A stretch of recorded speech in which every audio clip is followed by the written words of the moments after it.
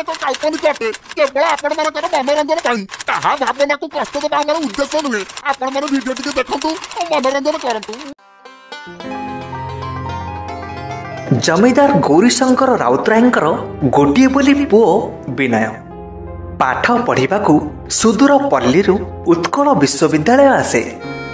भुवनेश्वर सहर रे घर भड़ाटे नहीं रुहे। राउतरायंकर आउ जमीदारी नथिले भी थाए अचलाचल संपत्ति। सारा अंचल रे तांकर सुनाम अछि। लोके तांकू सम्मान करंती। पुओ विनय भी भारी सरल भद्र नम्र आउ दरदी हृदयर। ठीक तार भड़ाघर पाखरे थिले बेसरकारी कंपानी रे काम करुथिबा जणे लोक समर बाबू जे कि तांको पूरा परिवार नहीं सेठी रुहंती। विनय केबे पचारि नथिले भी चलणीरू जଣା पड़े जे समर बाबूंकर वेतन अति स्वल्प। 2-3 मास पाखापाखि रहिला परे विनय सह समर बाबूंकर संपर्क निबिड़ हैला।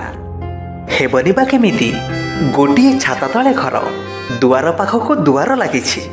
सबु बेले मुह चाहा जाए। सेपटे विनयर पाठ पढ़ारे किछि उणा न हेउ तेणु राउतरा पुओ पई सबु किछि खंजी देइथांती।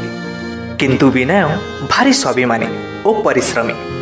निज पाठ पढ़िबा सह निजर शिक्षा दक्षता वृद्धि करिबा पई सेठाकार पड़ोसी पिलामानंकु पाठ पढ़ाए। जदि भी पारिश्रमिकर आशा न थाए तथापि किछि टंका हाथ को आसी जाए जेउथिरे कि से तार निज गुजराण मेंटेई पारिबो।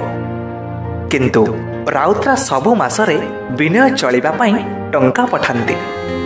केउ मासरे नुआ खटटे किनिबा पई किछि अधिका टंका देइथांती तो पुणी केउ मासरे पुओ बसी पढ़िबा पई टेबुल चेयर बाबदकू किछि अधिका देइथांती। पुणी केबे केबे नुआ ड्रेस पटा पाई तो पुणी केबे केबे मनखोला हाथ खर्च बाबदकू घरू टंका आसे। गोटिए बोली पुओ सहर बजार रे रहुछि तेणु तार किछि अभाव न हेउ। हेले राउतरा केबे बुझंतिनी जे पुओ से टंका सबु कोन करे। एमिति एमिति समय गड़ी चले। विनय सहर को आसीबार पाखापाखि 1.5 वर्ष हो जाई थाए। दिनकर कथा राउतरा कोनोसी गोटे काम रे कटक आसी थांती। जाहो काम भलरे भलरे सहल सरीगला। भाविले भुवनेश्वर तो एई पाखरे टिके पुओ पाखरु मुह मारी दे आसीबे।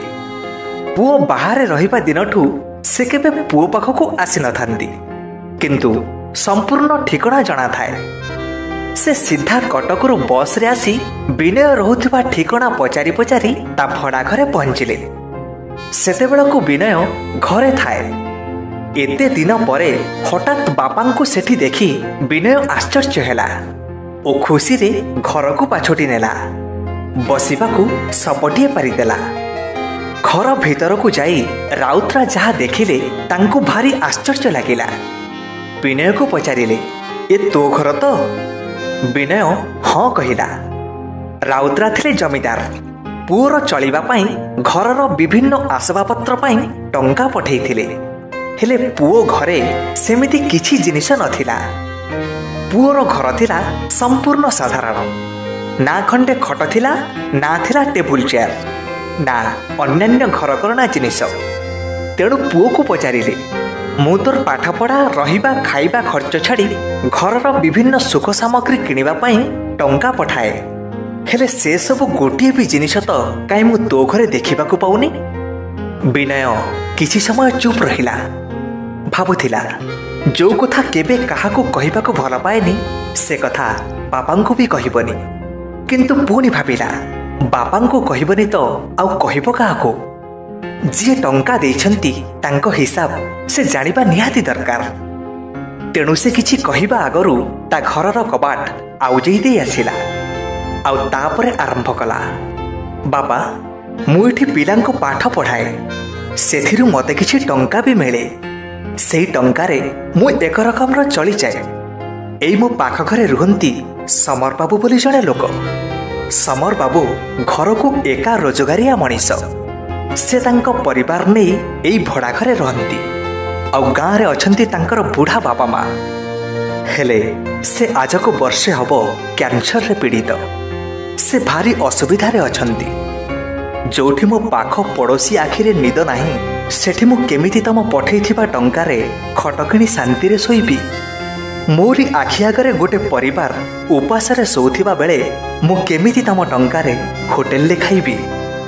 ମୋ ସହ ମିଶୁଥିବା ଜଣେ ଲୋକ ଆବଶ୍ୟକୀୟ ଔଷଧ ଅଭାବରୁ ଜୀବନ ସହ ଲଢ଼ୁଥିବା ବେଳେ ମୁଁ କେମିତି ତମ ପଠଉଥିବା ହାତ ଖର୍ଚ୍ଚରେ ମୌଜ ମସ୍ତି କରିବି? ମୋର ଯେତିକି ଦରକାର ମୁଁ ସେତିକିରେ ଶାନ୍ତିରେ ଚଳେ, ଆଉ ତମ ଟଙ୍କାରେ ଗୋଟେ ଗରିବର ଜୀବନ ପାଇଁ ଔଷଧ କିଣିଦିଏ। ସତ କହୁଛି, ମୁଁ ତମ ଟଙ୍କାରେ ଆଜି ଯାଏ କିଛି ବାଜେ ଖର୍ଚ୍ଚ କରିନି। ଏତକ କହି ବିନୟ ଚୁପ୍ ହେଇଗଲା। ଗୋଟିଏ ନିଶ୍ୱାସରେ ମନର କଥା କହିଦେଲା ପରେ ଆଉ ବାପାଙ୍କୁ ଚାହିଁ ପାରିଲାନି। ମୁହଁ ତଳକୁ ପୋତିଦେଲା। ଏତକ ଶୁଣୁ ଶୁଣୁ ରାଉତରାୟଙ୍କ ଆଖି କୋଣରେ ଟୋପେ ଲୁହ ଜଗେଇ ଆସିଥିଲା। ମନେ ମନେ ଭାବୁଥିଲେ, ସାରା ଜୀବନ ପ୍ରଚୁର ଅର୍ଥ ଐଶ୍ୱର୍ଯ୍ୟ ଉପାର୍ଜନ କରିଥିଲେ ସୁଦ୍ଧା ଆଜି ଯାଏ ସଠିକ୍ ଖର୍ଚ୍ଚ କରିପାରିନଥିଲି, ଯାହା ମୋ ପୁଅ କରିଛି। ଆଜି ଯାଏ ଜମିଦାର କେବେ ତଳେ ସପରେ ଶୋଇନଥିଲେ, ହେଲେ ସେଦିନ ପୁଅ ଭଡ଼ାଘର ସପରେ ଦିଘଡ଼ି ବେଶ୍ ଭରନିଦ ହେଲା।